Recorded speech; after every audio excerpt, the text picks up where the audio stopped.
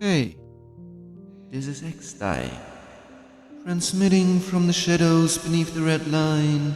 What you're about to hear was never meant to be remembered. Okay, that's enough introduction.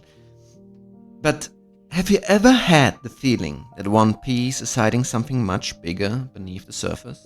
That all these names, symbols, and powers aren't random, but part of something ancient? Okay, that's much. But One Piece is filled with hidden symbols. Some are easy to spot, others only reveal themselves over time. Some of you may have noticed this already. So let's dive in the latest chapter. What happened?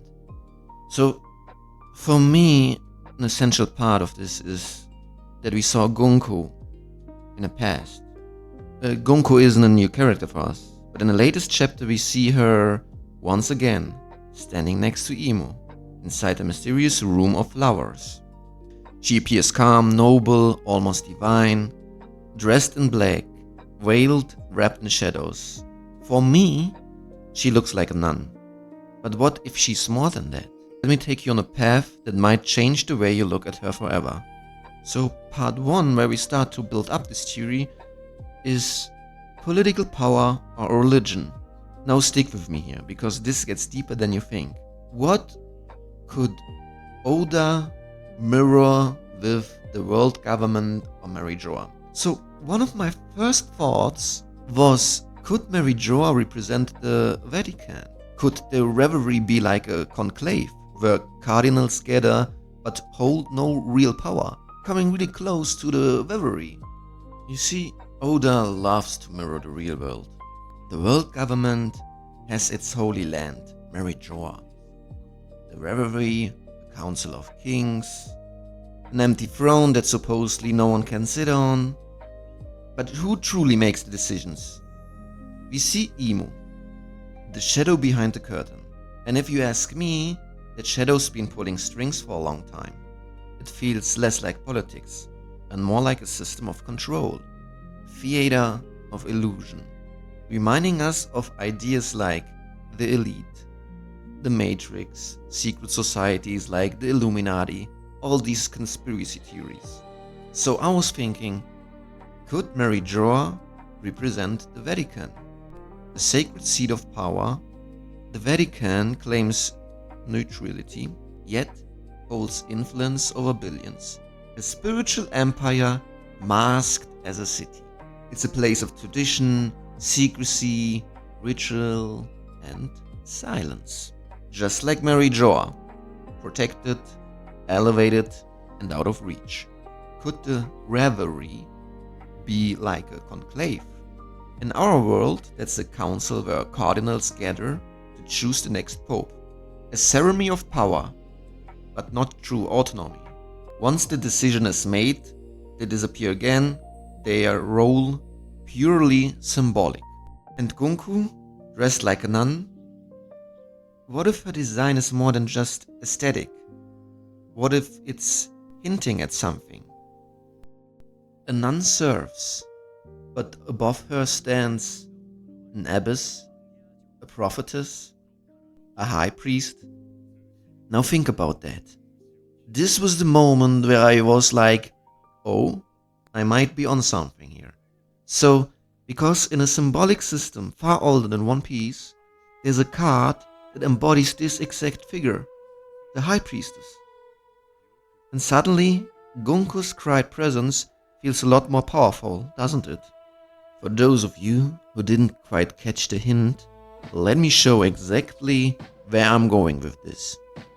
The Tarot, a hidden framework.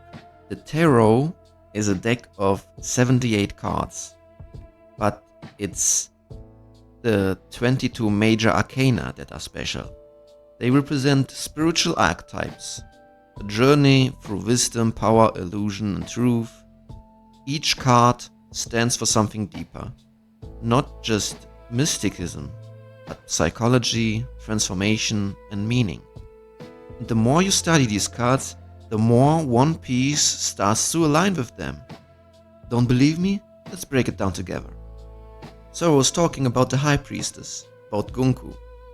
The meaning of the card is intuition, secrets, mystery. One Piece parallel, Gunko, silent guardian of hidden knowledge. And also those other holy knights could be placed in the High Priestess. Card number 5, the Hierophant, represents tradition, doctrine, sacred authority. What comes first into your mind? The 5 elders. Also quite symbolic that 5 elders, the card number 5 is the Hierophant. The Hierophant knows the truth, others aren't allowed to hear. If that doesn't sound like the 5 elders, I don't know what does. The Hierophant stands for so much more. The Hierophant stands for institutions, orthodoxy, preservation of tradition, spiritual authority, keeper of hidden knowledge. I don't know, it just feels right to place here the 5 elders.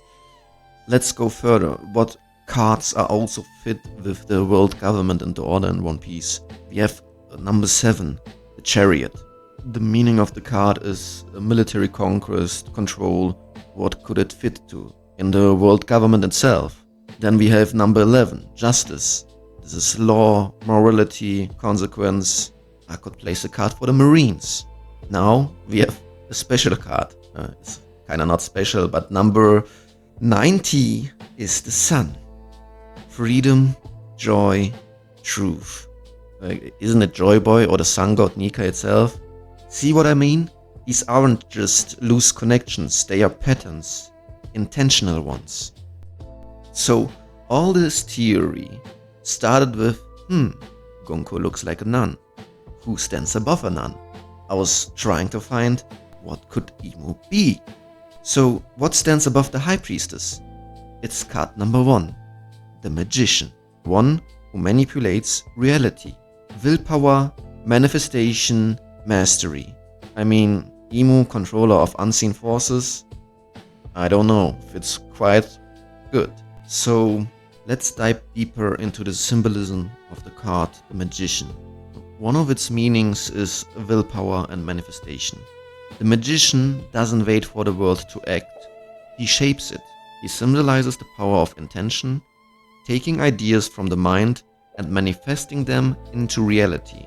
Emu doesn't just influence events. He alters the very flow of history, erasing names, shaping legacies, destroying islands, like God Valley and Lulusia.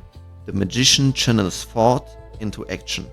He doesn't just know the truth, he bends it. The second symbolism is that he's a master of the elements. Traditionally, the Magician has all 4 elements before him: earth, air, fire, and water, symbolizing complete balance and command over the physical world. Could Emu possess similar balance? Not through devil's fruits, but through forgotten arts, seals, circles, ancient summoning. He's not bound to one element, he mastered the whole stage. Just like Emu may master the ancient world's very structure. I already theorized about Emu's power, that he might use magic, and we saw the grimoire in one of the latest chapters. So there could be more to it, why he doesn't need to have a devil fruit. Right, let's go on with the symbolism. A third meaning is that the Magician is the bridge between heaven and earth. The Magician points upward and downward, as above, so below. He connects the divine and the mortal, channeling power from beyond into the physical world. Emu may not be a god, but he might play one, hidden from the world, yet present in every global shift. The Magician draws power from realms unseen, and Emu may be the last one alive who remembers where that power comes from. And another symbolism the Magician stands for is knowledge equals power. The Magician's strength isn't brute force, it's understanding. Ancient text, rituals, system of symbols, these are his weapons. Emu may not need a fruit if he controls forgotten knowledge. He controls everything. While others chase power, the Magician studies the rules of reality and rewrites them. So, who stands above the High Priestess? The one who doesn't worship mystery, but uses it. Let's talk about Mu. In the latest chapter, Imu said, the lives of those sovereigns cannot be used to extort Mu. Not me, Mu. What is Mu? In our real world, let's say, esoteric mythology, Mu is a lost continent, an ancient land wiped from history, like Atlantis, but even older. Some say Mu was the cradle of humanity, a land of peace and knowledge, spiritually advanced, using energy, crystal sealing, like something we would call magic. They worshipped the sun. They left behind a sacred language, symbols carved into stone tablets. Sounds familiar. Maybe Imu isn't a ruler but a survivor of Mu. Could that be the truth behind the Void Century? And that explains that his knowledge is enough power that he doesn't need to have a devil fruit. And before anyone says again that there are other civilizations that worship the sun, the theory about Mu is that it was the first civilization on Earth. So it would be the first to worship the sun, and those following would be descendants that survived. I know that there are a lot of ancient cultures that worshipped the sun. You see, I've showed you some cards from the tarot, Major Arcana, and there's one that stands outside the structure. So the magician is number 1. But above all the other cards, there's one that stands outside this structure. This is card 0, the Fool. The Fool doesn't know the truth, but steps forward anyway, open-hearted, blind and brave. He doesn't seek control, he seeks the path. Who fits that more than Luffy? Or maybe us, the readers, the audience? We follow clues, we ask questions, we chase something we don't fully understand. And maybe that's the point. We are the Fool. The Fool is card number 0. He's the beginning and the end. A wanderer, a questioner. The Fool represents innocence, new beginnings, freedom, and blind faith. Beginning the journey, the Fool steps forward without a plan, carries only what he needs. No armor, no map, no, just intuition and courage. He doesn't know, he doesn't need to know where the path leads. He walks anyway. Sounds familiar? That's Luffy. He chases freedom, not power. He doesn't scheme, he feels. He laughs in the face of emperors, gods, and fate. The second meaning is that the Fool misunderstood by others. The Fool is often dismissed. People see him as childish, naive. But he's not stupid. He's just unbound by fear and control.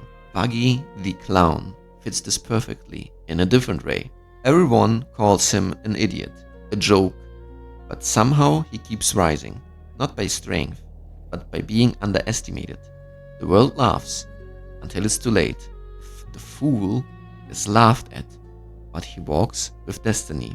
Third meaning is the eternal seeker. The Fool is always learning, always moving. He questions authority, he rejects dogma. He makes mistakes, but that's how he grows. That's not just Luffy, it's us, the readers, the audience. We don't know the full truth, but we follow the clues anyway, driven by curiosity, not certainty. The Fool is not a king or a priest or a magician. He doesn't sit on a throne, he walks beside us. Maybe Luffy is the Fool, maybe Buggy is the Fool, or maybe it's us, the ones still asking questions, chasing the truth.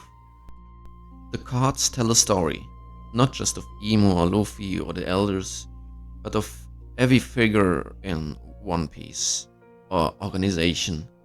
So now I ask you, what card fits Shanks? What about Blackbeard and Vivi? I mean, there are so many cards left, like the Devil, the Tower, the Star. So maybe One Piece isn't just a story. Maybe it's a deck of fate, shuffled by time, drawn by will. And maybe we, the audience, are the ones who are turning the next card. If you enjoyed this journey through symbols and shadows, consider leaving a like or joining the crew by subscribing. There's so much more hidden in this world and we've only just begun to uncover it. Until next time, I've been X-Dyke, and this was just the first card.